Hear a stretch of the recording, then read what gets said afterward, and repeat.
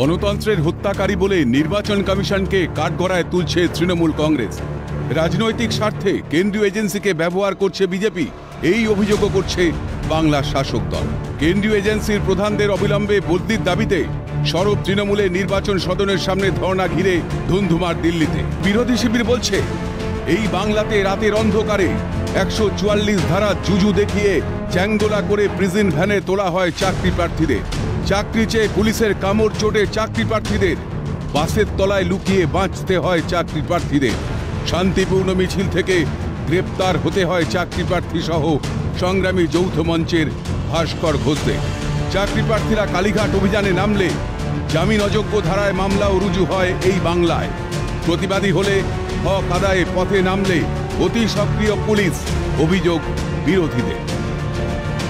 আমরা যেমন দীর্ঘদিন এখানে সব কিছু শিকার হয়ে বসে আছি, তেমন কেউ যদি নিজেকে মনে করে যে তারা কোনো কিছু ষড়যন্ত্রের শিকার বা হয়ে রয়েছে, সেই পার্সপেক্টিভে তারা দিল্লি গেছে কি যেখানে যেখানে তাদের যাওয়া উচিত, সেটা যেমন যাওয়া তাদের অধিকার আছে, তারা যেমন নিজেদের অধিকারের জন্য আছে, তেমন নিজের রাজ্যে যেটা হচ্ছে সেই দিকে তাকিয়েও তার একটা সমাধানের কথাও ভাবা উচিত। মুখ্যমন্ত্রী বলেন আমি কথা দিয়ে কথা রাখি, কিন্তু তিনি চাকরির ক্ষেত্রে দেখা যায় সম্পূর্ণ বিপরীতধর্মী আচরণ করছেন। তিনি বলছেন কেন্দ্র সরকারের বিরুদ্ধে বারবার বলছেন, অভিযোগ করছেন যে কেন্দ্র সরকার বা এজেন্সি তাদের বিরোধিতা করছে, তাই তারা কেন্দ্র সরকারের বিরুদ্ধে কলকাতা সহ দিল্লিতে একাধিকবার ধর্ণা দিয়েছে। কিন্তু আমরাও তো কলকাতায় আজকে দীর্ঘ 2 বছর ধরে ধর্ণা দিয়েছি এই ধর্মতলায়, কিন্তু দিদির একবারও মনে হয়নি যে রাজ্যের যেখানে শিক্ষিত যুবক যুবতীরা বঞ্চিত রয়েছে, দিদিকে তাকিয়ে তারা আজও তার পথে বসে রয়েছেন, কিন্তু মাননীয় মুখ্যমন্ত্রী একদিনও আমাদের সঙ্গে কথা বলা তো দূরের কথা, তার সঙ্গে দেখা করতেও দেননি। রাজনৈতিক শিক্ষার ছাড়া তো আমরা কিছুই না। দীর্ঘদিন ধরে তো এইখানে আমরা এই অবস্থায় পড়ে রয়েছি, একবার তো কেউ একটুখানি দেখতেও আসলো না।